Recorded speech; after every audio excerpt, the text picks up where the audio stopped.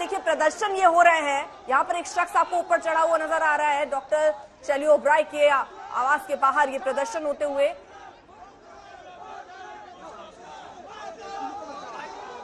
राम किनकर हमारे सहयोगी इस वक्त जुड़ चुके हैं। राम किनकर, ये प्रदर्शन कहां पर हो रहा है और क्यों? तस्वीरों में देख सकते हैं कि किस तरह से यहाँ पर जमे हुए हैं और अपने औकात पर देखिए पुलिस ने उन्हें अब यहाँ पर एक माइनर स्कफल आपको साफ तौर पर दिखाई देगा। दरअसल जो छात्रों ने इस सोसाइटी के गेट पर जो है कालिख पोतने की कोशिश की, उन्हें वहां से हटाने का काम चल रहा है। अब पुलिस आप देख सकते हैं कि हल्का बल प्रयोग भी करने जा रही है ताकि ये स्टूडेंट्स यहाँ से हट जाएं। और साफ तौर पर आप देखेंगे कि कोई गेट पर चढ़ रहा है और अपने तरीके से अब पुलिस के साथ आप देख सकते हैं कि यहाँ पर किस तरह से स्कफल हो रहा है। और साफ तौर पर यह शांतिपूर्ण प्रदर्शन चल रहा था, अचानक से कुछ जो प्रदर्शनकारी हैं वो यहाँ पर पहुंचे हैं और बाकायदा जो है कालिख पोतने की कोशिश की है। आप देख सकते हैं कि वहाँ पर जो सोसाइटी का गेट है उस पर बाकायदा कालिख पोत दी गई है। दरअसल वो शैली पोस्टर वहां पे था, वहां उनकी तस्वीर थी और वहां तक ऊंचाई काफी ज्यादा थी, इसलिए कुछ प्रोटेस्टर्स ऊपर चढ़ते हैं और उन्हें रोकने के लिए दरअसल पुलिस जो है उन नीचे उतारने की कोशिश करती है। तब तक एक जो है पुलिसकर्मी लाठी के प्रयोग से उनको हटाने की कोशिश करता है। अब आप देखेंगे कि जो स्टूडेंट्स हैं उनके भीतर इस बात का गुस्सा है कि आखिर पुलिस ने लाठी का प्रयोग कैसे किया। आप देखेंगे कि पुलिसकर्मियों के ठीक ऊपर जो है साफ तौर पर आप देखेंगे कि पुलिस ने लाठी का भी प्रयोग कर लिया है और साफ तौर पर अपने तरीके से पुलिस यहाँ पर आप देख सकते हैं कि बाकायदा इनको तितर बितर करने के लिए अपनी तरीके से बल प्रयोग कर रही है। तो साफ तौर पर देखेंगे कि जो प्रदर्शन शांतिपूर्ण तरीके से था वो अब यहाँ पर एक तरह से पुलिस ने बाकायदा बल प्रयोग किया है, जिसके जरिए आप देखेंगे कि जो स्थिति है वो यहाँ पर तनावपूर्ण है। जो पदाधिकारी हैं बीबीपी के वो कुछ पुलिसकर्मियों से मिलते, समझाने बुझाने की कोशिश करते कि शांतिपूर्ण प्रदर्शन चल रहा है, बावजूद इसके इस तरह का लाठी क्यों चलाई गई। आप देख सकते हैं कि एक प्रदर्शनकारी को चोटें आई हैं और अमूमन जो उनके दोस्त हैं, साथी हैं, इस बात पर उन्हें बाकायदा जो है मदद कर रहे हैं। आप इनको पानी पिलाइए, पानी पिलाइए, बहुत ज्यादा ह्यूमिडिटी है, गर्मी है। अब दूसरी तरफ एक रिटेलिएशन आप देखेंगे कि जो एबीवीपी के छात्र हैं उनके बीच में भी है और यही वजह है कि आपको साफ तौर पर दिखाई देगा कि यहाँ पर जो स्टूडेंट्स के बीच में गुस्सा था, जो बाकायदा प्रदर्शन कर रहे थे। दूसरी तरफ आप देखेंगे एक टुकड़ी है जो छात्रों की इस लाठी के प्रयोग के गुस्से से आहत है और वह दोबारा पुलिसकर्मियों को समझाने की कोशिश करती है, उन्हें रोकने की कोशिश करती है। बावजूद इसके रह रहकर जो पुलिस और जो साथ स्टूडेंट्स हैं उनके बीच में ये नोक-झोंक और इनकी जो रस्साकसी है वह रुकती है, उसके बाद फिर से शुरू हो जाती है। और अमूमन आप देखेंगे कि कुछ पुलिसकर्मियों ने यहाँ पर बाकायदा जो है विरोध स्वरूप रोका भी है ताकि उनके और साथियों को जो दूसरे पुलिसकर्मी हैं वो लाठी के प्रयोग से कम यहाँ पर उन्हें दोबारा चोट न पहुंचा सकें। और यही वजह है कि आपको दिखाई देगा कि कुछ छात्र जो है एक पुलिसकर्मी जो कि डंडे समेत उसे लेकर वहां पर पहुंच चुके हैं। तो अमूमन आपने देखेंगे तृप्ता कि जो यहाँ पर स्थिति है वह कम से कम कह सकते हैं कि कंट्रोल से बाहर हो सकती है। अब जाहिर तौर पर पुलिसकर्मियों ने अपने ऊपर के अधिकारियों को सूचित किया है ताकि यहाँ पर और कर्मी यहाँ पर पहुंचे। एक स्टूडेंट्स आप देखेंगे बाकायदा लाठी के जोर से घायल हुआ है, उसे साथ में ले जाया जा रहा है। और दूसरी तरफ आप देखेंगे जो प्रदर्शनकारी हैं, इससे पहले कि वो यहाँ से हटते, अब ये प्रदर्शन दोबारा से शुरू हो गया है और यहाँ पर अब वो छात्र बैठ गए हैं क्योंकि अब गुस्सा इस बात को लेकर के कि आखिरकार ये प्रदर्शन जो है, जो अभी लग रहा था कि कालिख पोतने के साथ ही खत्म हो जाएगा, अब वो यहाँ पर बाकायदा दोबारा से शुरू हो गया है। और देखेंगे कि स्थिति है, जो पुलिसकर्मी है वो यहाँ पर दोबारा से तैनात है। एसीपी रैंक के कुछ कर्मी हैं, पुलिसकर्मी जो यहाँ पर तैनात हैं और अपने तरीके से समझाने बुझाने की कोशिश कर रहे हैं। लेकिन अब आप देखेंगे जो स्थिति है वह अब यहाँ पर एक तरह से दोबारा प्रोटेस्ट शुरू हो गया है, यानी कि जो लाठी मार रहे थे अपने जो है साथी को लाठी खाने की वजह से जो स्थिति है वो यहाँ पे अब आप देख सकते हैं कि एक बार फिर दोबारा से यह जो है प्रोटेस्ट पर बैठ गए हैं। Over to you. तो ये फिलहाल तस्वीरें भी हम देख रहे हैं किस तरह दिल्ली के मेयर शैली ओब्राय के घर के बाहर ये प्रदर्शन हो रहा है। वहां उनकी तस्वीर पर कालिख पोती गई और वहां से अब इस जमावड़े को हटाने की कोशिश पुलिस की ओर बैरिकेड भी किए गए हैं। वहां पर आप तस्वीरों में देख रहे हैं काफी स्थिति ऐसी है कि बच्चे बेहद गुस्से में 3 छात्रों की मौत हो जाती है और बार बार सवाल कौन जिम्मेदार। लेकिन ये छात्र जो दूर दूर से देश के कोने कोने से दिल्ली यानी देश की राजधानी में पढ़ाई करने आते हैं, और आप कितनी अजीब बात है कि देश की राजधानी में पानी में बेसमेंट में पानी भर जाता है 12 फुट, उसमें डूबने से 3 बच्चों की मौत हो जाती है। देश की राजधानी का हाल है और इसीलिए बच्चे ये परेशान हैं, इसीलिए विरोध कर रहे हैं कि आखिरकार ये भविष्य चमकाने के लिए आए, लेकिन यहाँ भविष्य ही अधिकारी खड़े इनके सामने कह रहा हूँ, हमारे ऊपर लाठीचार्ज करा है। हमारी सिर्फ ये मांगे जो कल मर गए साहब खुद उस कैडर से आते हैं जहाँ की तैयारी करने लोग आ रहे थे। इनके सामने हमारे ऊपर लाठी चल रही है। इनकी इतनी हिम्मत नहीं है उन कोचिंग माफियाओं को पकड़ पाए, इनकी किसी की हिम्मत नहीं है। मैं दिल्ली पुलिस को एक चीज कहना चाहूंगी कि मैं खुद एक यूपीएससी एस्पिरेंट हूँ, लेकिन शेम ऑन दिस एडमिनिस्ट्रेशन कि वो हम पे लाके चला रहे हैं। कल जब मैं यूपीएससी क्लियर करूंगी तो मैं छात्रों पे गोली नहीं, उन आतंकवादियों को घर से बाहर निकालूंगी।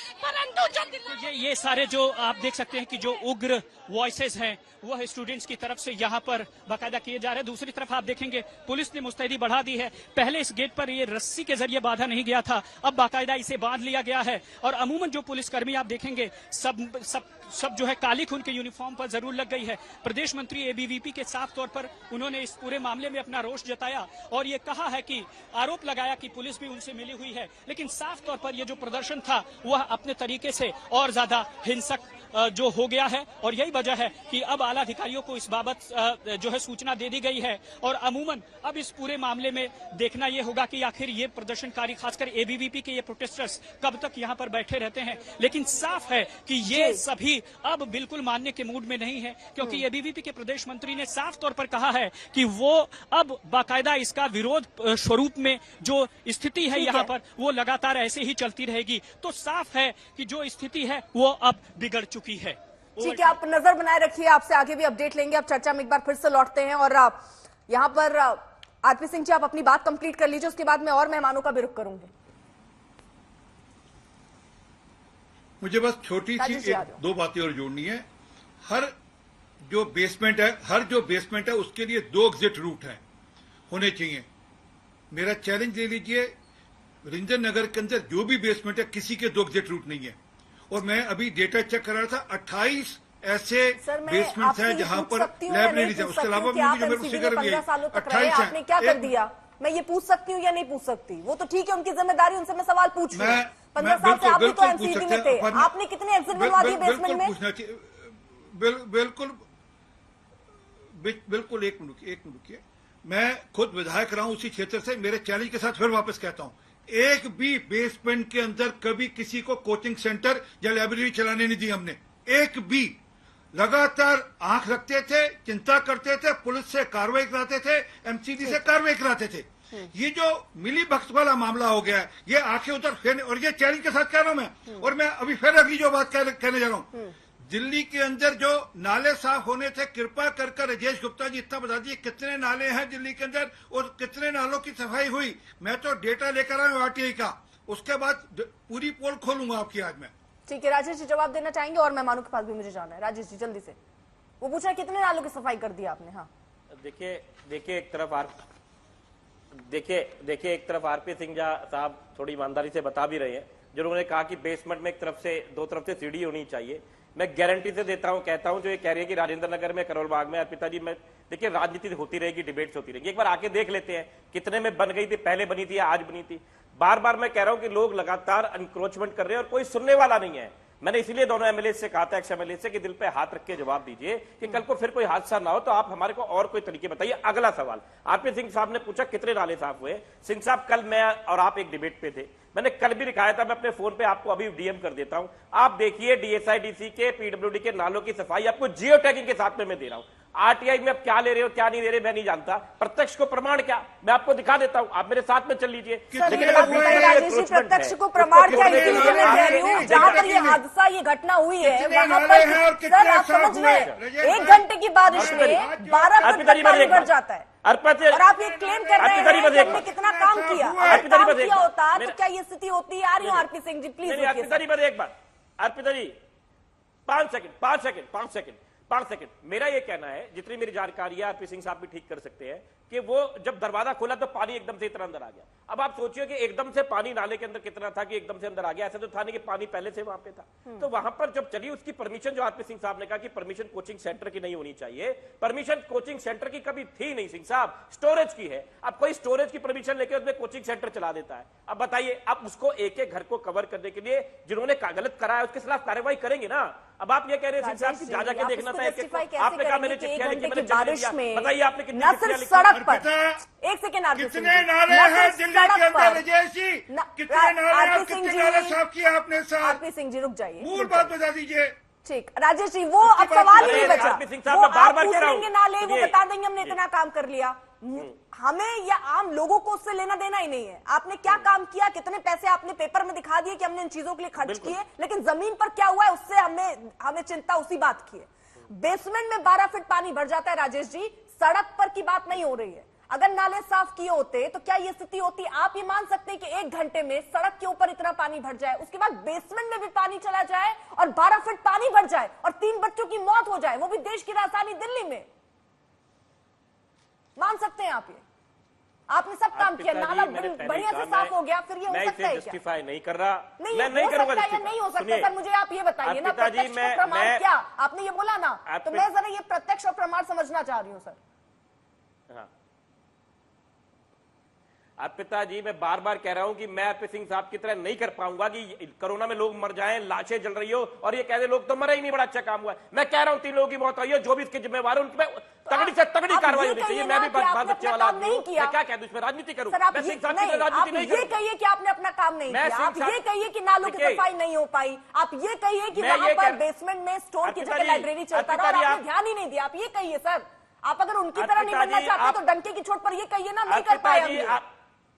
अर्पिता, मैं डंके की चोट पे एक बात कह रहा हूं जो मैं देखिए, आप जानती हैं कि अधिकारी कैसे काम कर रहे हैं, जानते हैं। चीफ सेक्रेटरी को बार बार बोलने के बाद में आज मंत्री सौरभ भारद्वाज ने एक वीडियो भी जारी करी है, बार बार कहने के बावजूद भी कि नालों की हमें जानते हो नहीं देते हैं। जब मैं कहना नहीं चाहता, आप कुछ कर ही नहीं सकते में काम सर, तो करते हैं, सरकार में आप रहने का जानते हैं क्या कि मतलब, मुझे ये भी नहीं समझ में आ रहा है। ठीक है, मैं चर्चा में और मेहमानों को भी जोड़ूं, समझ रहे सर, आपके बस में कुछ है ही नहीं। आप ये कह रहे हैं कि सब अधिकारी कैसे काम करते हैं आप जानती हैं, तो सरकार आप चला रहे हैं सर, कैसे सरकार चला रहे हैं? आप अधिकारियों पर डाल रहे हैं। ठीक है, हरिशंकर गुप्ता जी, एक आपसे भी रिएक्शन और जगदीश जी और उसके बाद निपुण जी आ रही हूं मैं। इसके लिए किसको फांसी दी जाए, आप बताइए। सर जिनकी मौत होनी थी वो वैसे ही झूल गए, अब रहने दीजिए सर। अर्पिता जी, क्या सवाल पूछा आपने मुझसे? हरिशंकर जी वो ये कह रहे हैं कि अधिकारी कैसे काम करते हैं, वो काम ही नहीं कर पा रहे। सरकार में ऐसा सरकार क्या काम करना चाहिए, कितना काम करना चाहिए, वो तो बहुत कर रहे हैं, फिर भी यहाँ ऐसी घटनाएं हो जा रही हैं। तो अब वो पूछ रहे किसको फांसी में चढ़ा दें? मैंने देखिए, एक बात मैं साफ कह दूं आपको, अभी 2 साल से वह एमसीडी के अंदर आपकी सरकार है, 15 साल बीजेपी की सरकार थी। आरपी सिंह जी का तो स्टाइल ही यही है बात करने का, छाती ठोक के चैलेंज करके हर बात को करते हैं। जैसे कि इन्होंने जो है इनकी बात का पता नहीं राम लकीर है कि वो जो खींच दिया उसके ऊपर आगे पीछे चलते नहीं है। भाई, नाले के बिल्कुल बगल में इतना खोद के वो बेसमेंट बना हुआ है, नाले की दीवार के साथ में, नाले के प्रेशर से दीवार फटी है और बेसमेंट के अंदर पानी गया है। ये तो एमसीडी के लोगों को, चाहे वो बिल्डिंग अगर आज बननी शुरू हुई है तो 3 साल में बनेगी, 2 साल में एमसीडी की सरकार, उसके पहले तो वहां बीजेपी की सरकार थी। अगर अधिकारियों ने उसको पास किया है, अनदेखा किया है, तो उन अधिकारियों को गिरफ्तार क्यों नहीं करते अब तक? आप बिल्डिंग के मालिक को गिरफ्तार कर दिया, कोऑर्डिनेटर को गिरफ्तार कर लिया, अफसरों को गिरफ्तार क्यों नहीं करते? जिस समय जिनके चार्ज में वो एरिया था, उस समय 4 साल पहले बिल्डिंग बननी शुरू हुई होगी, आज तो बिल्डिंग 1 दिन में तो बन नहीं जाती है। तो प्रशासन और मालिक उस बिल्डिंग का दोनों जिम्मेदार हैं। ठीक है सर। नालों की सफाई तो ना आज हुई है, आज किसने किया है, ना 10 साल पहले किसने करता था कोई। हर साल बीजेपी के राज में भी यही कहानी होती थी, यही रोना होता था कि नालों की सफाई नहीं हुई है। और आरपी सिंह की छाती ठोक कर कह रहे हैं कि मैं चैलेंज करता हूं।